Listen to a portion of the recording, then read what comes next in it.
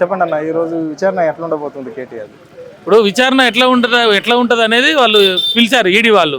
కాబట్టి మేము ఏమంటున్నాం అంటే ఈడీ ఒకవేళ ఎఫ్ఐఆర్ అయినంత మాత్రాన పిలిచినంత మాత్రాన ఇది కేసు ప్రూవ్ అయినట్టు కాదు.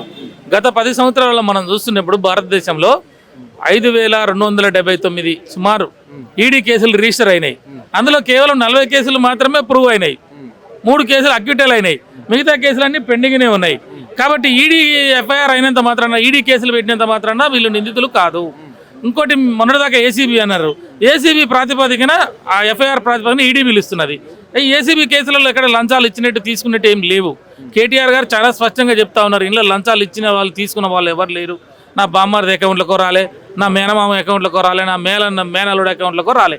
నేను నేరుగా ఇక్కడి నుంచి ఒక బ్యాంకు నుంచి ఆ సీఈఓ ఏదైతే ఈ ఫార్ములా సంస్థ సీఈఓ ఉన్నాడో వాళ్ళ అకౌంట్లోకి వెళ్ళినాయి. వచ్చినాయని కూడా వాళ్ళు చెప్పినారు, పంపినామని వీళ్ళు చెప్పినారు.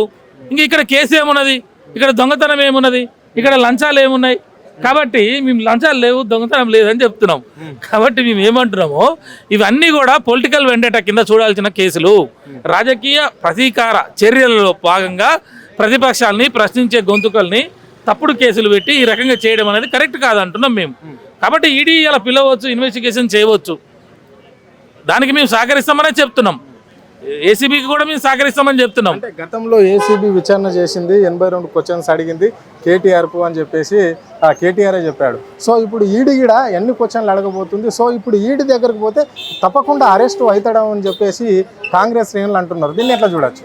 కాంగ్రెస్ శ్రేణులు ఇవాళ కాదు, వాళ్ళు ప్రభుత్వంలోకి వచ్చినప్పటి నుంచి మన కాళేశ్వరం ఒకటి అని చెప్పేసి, అక్కడ డబ్బులు జరిగినాయి అని చెప్పేసి, ఆ తర్వాత విద్యుత్ కొనుగోలు అని చెప్పేసి, ఆ తర్వాత మళ్ళీ లగచర్లకు వచ్చినప్పుడు ఒకటి, ఇంకా రకరకాల కేసుల్ని, ఫోన్ ట్యాంపింగ్లు, వాళ్ళు ఇప్పటికీ అవి మర్చిపోతున్నాం మనం వాళ్ళు చెప్పి. కాబట్టి ఏ కేసులో రేపు మాపు అరెస్ట్ అని చెప్పేసి ఈ రకంగా ప్రజల్ని తప్పుదోవ పట్టించి ఇక్కడ ఏదైతే గ్యారంటీలు హామీలు ఇచ్చిర్రో అవన్నీ మర్చిపోయేటట్టు, అంటే కేటీఆర్ గారిని అరెస్ట్ చేస్తారు, కేసీఆర్ గారిని అరెస్ట్ చేస్తారు, హరీష్ రావు గారిని అరెస్ట్ చేస్తారు, కేవలం అరెస్టుల పేరుతోటి ఇవాళ ఒక డైవర్షన్ పాలిటిక్స్ తోటి ముందుకు పోతున్నారు. ఇవాళ కూడా మళ్ళీ అదే తీసుకొచ్చినారు కొత్తగా, ఏది ఈడీ కేసు. ఈడీ వాళ్ళు పిలిచినారు, ఈడీకి మేము సహకరించడానికి సిద్ధంగా ఉన్నాం.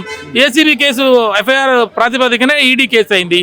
కాబట్టి దాంట్లో వాళ్ళు ఏమడిగినా దీన్ని చెప్పడానికి సిద్ధంగా కేటీఆర్ గారు ఉన్నారు. ఈ రోజు కాదు, మేము ఏమంటున్నాం, ప్రెస్ మీట్లో కేటీఆర్ గారు చాలా స్పష్టంగా ఆ రోజే అన్ని విషయాలు చెప్పినాడు. వీళ్ళు కొత్తగా ఇప్పుడు కొండందోమి ఎలకలు పట్టినట్టే. ఏసీబీ కేసులో వాళ్ళు అడిగినటువంటి ప్రశ్నల సమాధానాలు అన్నీ కూడా కేటీఆర్ గారిని మీరు ప్రెస్ మీట్ కనుక చూస్తే, ఫస్ట్ ఈ అంశాన్ని తెర మీదకి తెచ్చినప్పుడు ఆ ప్రెస్ మీట్లోనే ప్రశ్నలు ఉన్నాయి, ఆన్సర్లు ఉన్నాయి. ఈడీకి కూడా కావాల్సినంత మెటీరియల్ అందులోనే ఉన్నది. ఇంకా కొత్తగా వాళ్ళు చేసేది ఏం లేదు. నేరుగా బ్యాంక్ నుంచి సీఈఓ ఈ ఫార్ములా సంస్థ ఎవరైతే సీఈఓ ఉన్నాడో ఆయనకి వెళ్ళి అని మేమే చెప్పినాం. మేము పోయినాయి అని చెప్పినాం, వాళ్ళు వచ్చినాయి అని చెప్పిర్రు. ఇంకా ఇంట్లో ఏమున్నది? ఒకవేళ నన్ను అక్యూజ్డ్గా పెట్టినప్పుడు, కేటీఆర్ గారిని అక్యూజ్డ్ లేకపోతే ప్రభుత్వ తరఫున పెట్టాలన్నప్పుడు తీసుకున్న వాళ్ళని కూడా పెట్టాలి. అక్కడ పెట్టలేదు. సంవత్సరం నుంచి కేసును ఎందుకు ఇట్లా పెట్టినారు? ఒకవేళ నిజంగానే దుర్వినియోగం జరిగింది అనుకుందాం కాసేపు, అంటే నువ్వు ఆ డాక్యుమెంట్ వాల్యూ లేదన్నప్పుడు దాన్ని క్యాన్సిలేషన్ చేయాలి కదా. సంవత్సరం నుంచి ఎందుకు ఆ అగ్రిమెంట్ క్యాన్సిలేషన్ చేయలేదు మీరు? కాబట్టి ఇవన్నీ జరుగుతూ ఉన్నాయి. వాళ్ళు ఆల్రెడీ మీడియేషన్లో కేసు వేసినారు, వాళ్ళు వచ్చి నిన్ను కలిసినారు నువ్వు ముఖ్యమంత్రి అయిన తర్వాత.